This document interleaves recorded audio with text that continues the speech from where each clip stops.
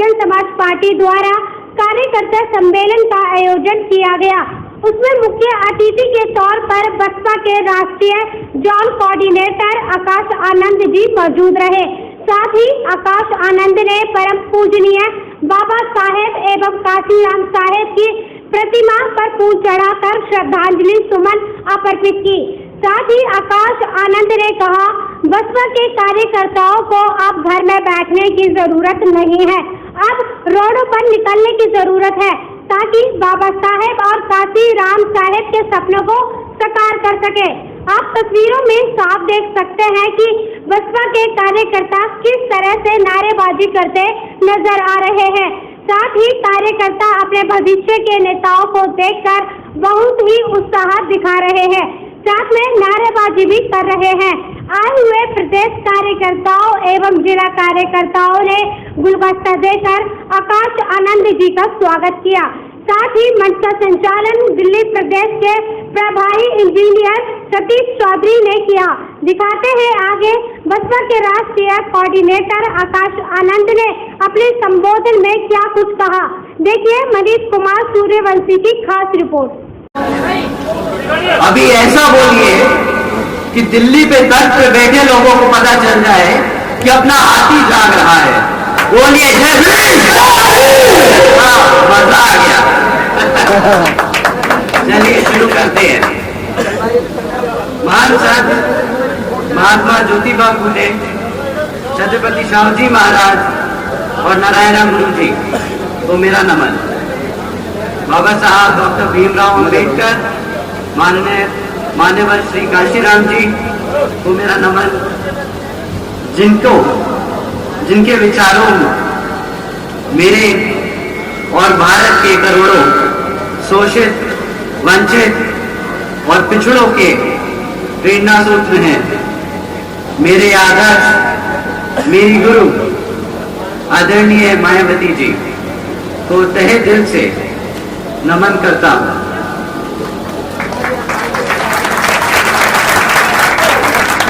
जिन्होंने बीएसपी और समाज के हित के लिए अपना पूरा जीवन समर्पित कर दिया। क्यों मैं आपके बीच में बहुजन समाज पार्टी को मजबूत करने के लिए कुछ बात रखने आया हूं। लेकिन इससे पहले मैं अपनी बात रखूं, मैं आप लोगों से कुछ जानना चाहता हूं अपनी पार्टी के बारे में।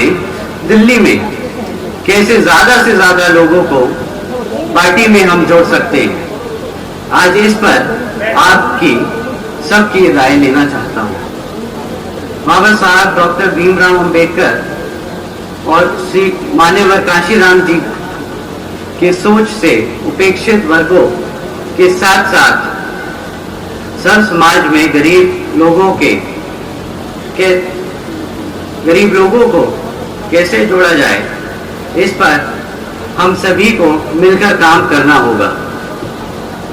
बाबा साहब डॉक्टर भीमराव अम्बेडकर कहते थे कि मैंने संविधान के जरिए कानूनी अधिकार तो दिला दिए हैं, लेकिन इन अधिकारों को पूरी तरीके से और पूरा लाभ लेने के लिए आप सबको सत्ता खुद अपने हाथ में लेनी होगी। हमारे इन दोनों महापुरुषों ने अपनी पूरी जिंदगी इन लोगों को सत्ता में लाने के लिए अपना पूरा जीवन त्याग दिया। दूसरा माइक मिलेगा जरा, दूसरा माइक मिलेगा। अपने को आदत नहीं है ऐसा खड़े होकर स्पीच देना।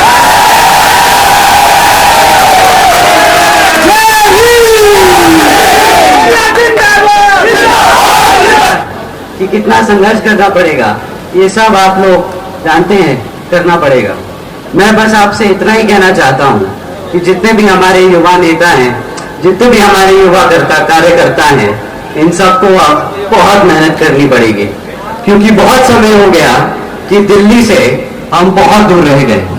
कितने सालों से दिल्ली में हमारी पार्टी काम कर रही है, कहीं 20 साल हो गए, परंतु हमारा यहाँ ना जगह एमएलए है ना एमएलसी है।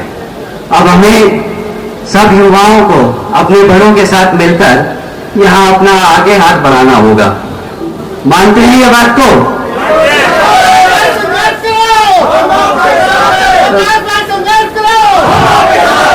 भैया हम तो संघर्ष करने को तैयार हैं। अब आप सबको फेसबुक ट्विटर छोड़ के बाहर आना पड़ेगा। मैं यहाँ पे कितने लोगों को देख रहा हूँ जो बंबई से आए हैं, जो लखनऊ से आए हैं, जो कानपुर से आए हैं। आप लोगों को देख के ज़्यादा दिल खुश होता है। अब हमारे दिल्ली में जितने भी युवा लड़के हैं, बहनें हैं, इन सबको सड़क पर उतारना पड़ेगा। क्या आप लोग मानते हैं इस बात को? बस इसी बात को मैं कहने आया था कि अब हम सब मिलके सड़क पे उतरेंगे। जो हम पिछले 10 साल से नहीं कर पाए, अब अगले पूरे 4 साल में करके दिखाएंगे। आप सब युवा लोगों को अब मेरे साथ जमीन पे उतरना पड़ेगा और यहाँ पे बताना पड़ेगा कि दिल्ली में हम जैसे लोगों का क्या महत्व है। क्या आप लोग करेंगे मेरे साथ? आप दिल्ली की तक बदलेंगे? बस यही सुनने आया था। अब तैयारी कर लीजिए, अगले 4 साल पूरी जी जान से हमें लगाना पड़ेगा समय, और किसी को नहीं छोड़ना। कोई सीट नहीं छूटेगी। आप सबके साथ लग के अब हम मेहनत करेंगे, कोई नहीं छूटेगा पीछे।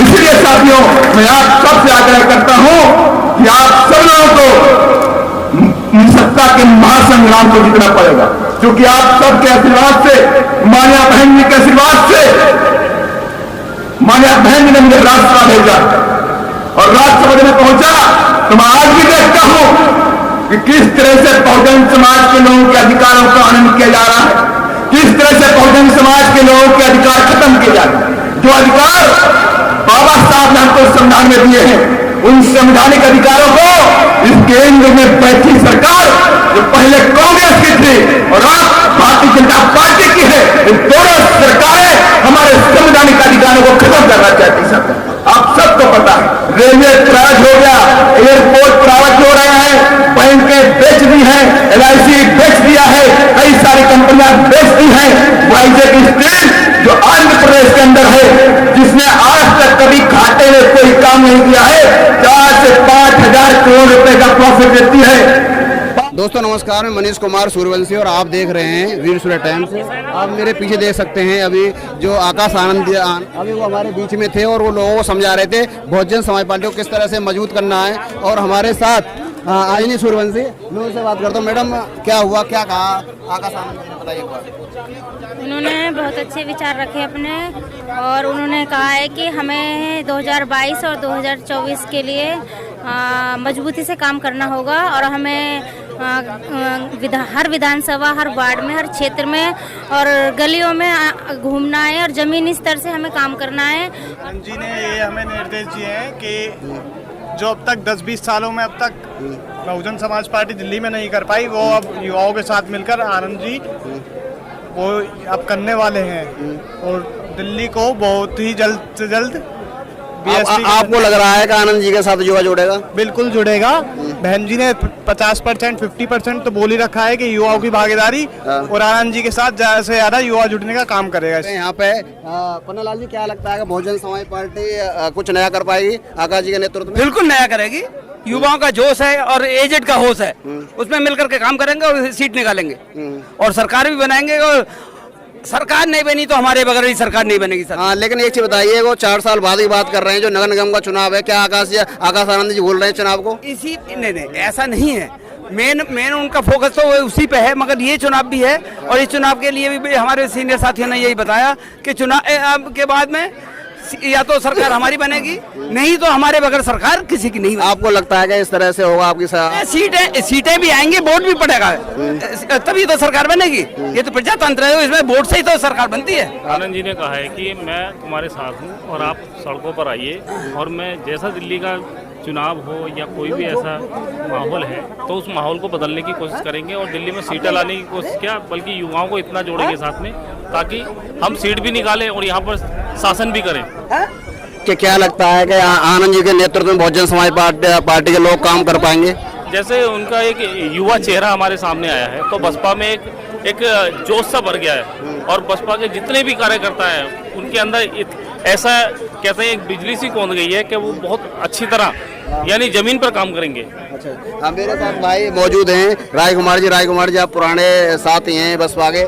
कितना 10 साल में कितना परिवर्तन आया बसपा के अंदर, दिल्ली के अंदर? परिवर्तन आया है या फिर और घटा है? मनीष जी, परिवर्तन तो आया है।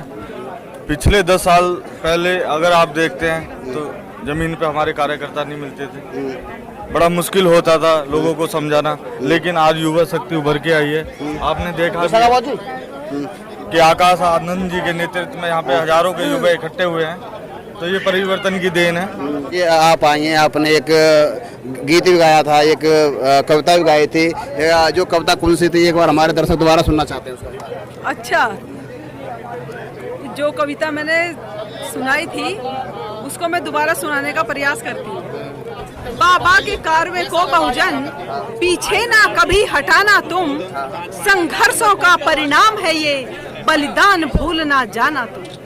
आजकल बाबा साहब का बलिदान युवा भूल रहा है, क्या कहेंगे युवाओं को? युवाओं को फिर से अपने महापुरुषों को पढ़ना होगा, उनके जीवन संघर्ष को समझना होगा और उस पे चलने की प्रेरणा लेनी होगी, तभी हमारे भारत देश का और वंचित वर्ग का कुछ कल्याण हो सकता है। अच्छा विशाखा जी, आप ये बताइए, जो आकाश आनंद जी युवा हैं, कुछ युवाओं को ऐसा प्रेरित किया जो अलग बेंजी से अलग, जो और राष्ट्रीय नेता हैं कुछ अलग से प्रेरित किया है क्या? जी हाँ, आकाश जी एक युवा नेता हैं। उन्होंने आज इस सभा को ये संदेश देने का प्रयास किया है कि अगर युवा वर्ग अच्छे से मजबूती के साथ सड़क पर निकलता है तो सत्ता उनसे बिल्कुल भी दूर नहीं होगी।